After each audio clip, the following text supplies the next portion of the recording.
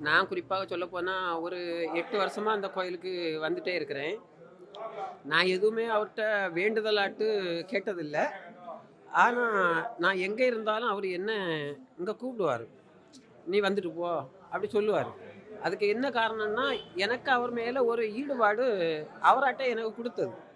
இத நம்ம சொல்லால சொல்ல முடியாது. அத நம்ம உணர்ந்தா தெரியும். ஆன்மீகங்கிற கோட்டுக்குள்ள நம்ம போயாச்சுன்னா, அவர் நம்மள விட்டு விலகவே மாட்டார். குறிப்பா சொல்லப்போனா, சஷ்டி விரதங்கிறது நம்ம உலகத்திலே கண்டு அதிசயிக்கக்கூடிய ஒன்று. இந்த திருமணமானவங்களுக்கு பல வருடங்களா குழந்தை இல்லாம அந்த சஷ்டில அவங்க விரதம் இருந்தா, கட்டாயம் இந்த பாலமுருகன் அருள் பாலிச்சிருக்கிறாருங்கிறது நான் கண்டுகிட்டு இருக்கக்கூடிய உண்மை. நான் கூட இத பார்த்து தான் எங்க வீட்டு பக்கத்துல முருகன் கோயிலும், பிள்ளையார் கோயிலுமா வச்சிருக்கிறேன். எனக்கு கோயில்லயும் சஷ்டி இருந்தவங்களுக்கு இறைவன் அருள் கடாட்சமா அந்த குழந்தை பாக்கியத்த மிகவும் சிறப்பாக குடுத்திருக்காரு. ஏக பரம்பொருளா இருக்கக்கூடிய அந்த இறைவன் கந்தன்.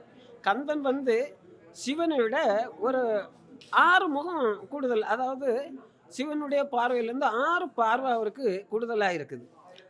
தந்தைக்கு குருவாகவும் இருந்திருக்கிறாரு. அப்ப ஒரு நல்ல மாணவன் ஆசிரியர்ட்ட போய் படிக்கிறத போல, ஒரு குருவான அந்த இறைவன நம்ம பற்றுனா, நம்முடைய சந்ததிகள் வாழையடி வாழையாக வளர்ந்து கொண்டிருக்கும்ன்றது நான் கண்ட உண்மை. என்னுடைய இளைய மகன் சாமிக்கு பூஜை வச்சுக்கிட்டு தான் அவன் வேற எந்த வேலைக்குமே போவான்.